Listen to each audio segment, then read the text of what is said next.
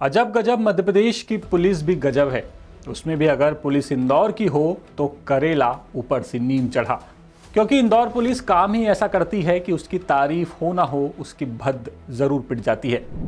Indore police कभी MPPSC के छात्रों और युवा नेताओं से डरकर रैली निकालने की परमिशन नहीं देती, तो कभी यही इंदौर पुलिस यूरिया को ड्रग समझ लेती है और बेगुनाहों को जेल में डाल देती है।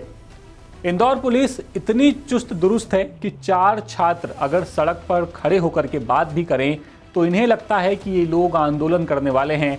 उसी इंदौर पुलिस को ड्रग्स और यूरिया का स्वाद और खुशबू भी अब एक जैसे लगने लगे हैं। दरअसल इंदौर पुलिस ने 1 साल पहले ये दावा किया कि उसने 2 करोड़ की एमडी ड्रग्स जब्त की। आरोपियों पर केस बना और आरोपी 11 महीने जेल में भी रहे। लेकिन अब कई लैब से ये पुष्टि हो चुकी है कि पुलिस ने जिसे ड्रग बता करके जब्त किया था वो तो यूरिया था। इस प्रकरण को न्यायालय में प्रस्तुत करने उपरांत जो है न्यायालय में एफएसएल रिपोर्ट जो भोपाल की लैब है उसने ये साबित किया कि ये एमडी ड्रग्स नहीं है, ये यूरिया है। और यूरिया होने के चलते ये प्रकरण में जो है न्यायालय में पुनः पुलिस प्रशासन द्वारा एक आवेदन प्रस्तुत किया जाता है और ये कहा जाता है कि ये जो है एमडी ड्रग्स ही है, आप इसे पुनः जांच करें। तो ये हैदराबाद लैब न्यायालय में भेजता है और हैदराबाद सेंट्रल लैब से ये साबित हो जाता है कि ये यूरिया ही है, जो कि पुलिस की एक गंभीर लापरवाही है और जो कि पुलिस विभाग द्वारा गलत प्रकरण बनाया गया था, जिसमें आरोपी जो है विगत 10 से 11 माह तक अकारण ही जेल में रहे और जेल में रहने के दौरान इनके परिवार को कोई आर्थिक और प्रतिष्ठा का भी नुकसान उठाना पड़ा। ये पूरी तरह से विभागीय द्वेष भावना थी और कहीं ना कहीं पुलिस कमिश्नरेट में सीआर बढ़ाने के लिए, चूँकि नए पदस्थ हुए थे और लगातार इस प्रकार की प्रकरण थाने में कहीं ना कहीं बनाए जा रहे थे।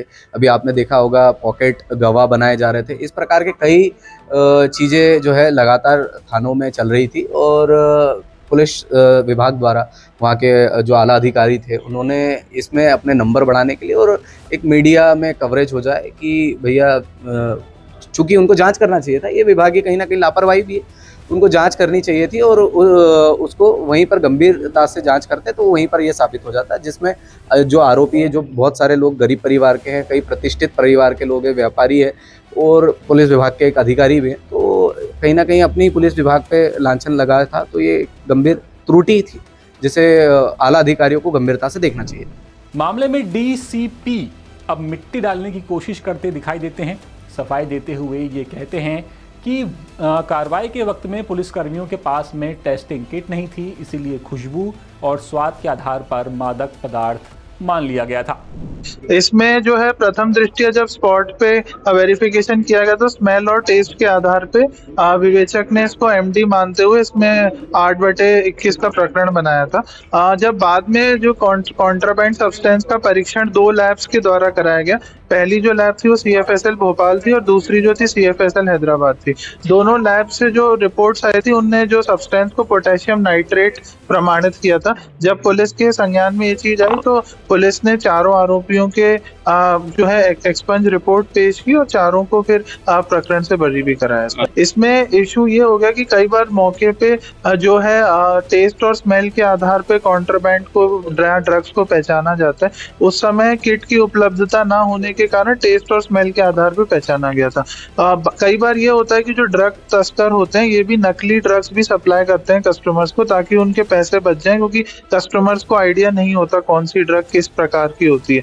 तो संभवतः इसमें ये भी संभावना है कि हो सकता है कि नकली ड्रग सप्लाई की गई हो और वो फिर जब्ती में आई और वो पोटेशियम नाइट्रेट के फॉर्म में निकली। यानी तुक्का। इंदौर पुलिस क्या तुक्का लगा करके काम करती है। सिक्का उछाला, टेल आया तो ड्रग्स, हेड आया तो यूरिया। बिल्कुल गजब है। बता दें कि 1 साल पहले इंदौर पुलिस ने जोन 1 के तहत आने वाले तेजाजी नगर थाना पुलिस ने चेकिंग के दौरान 2 करोड़ की एमडी ड्रग जब्त होने का दावा किया।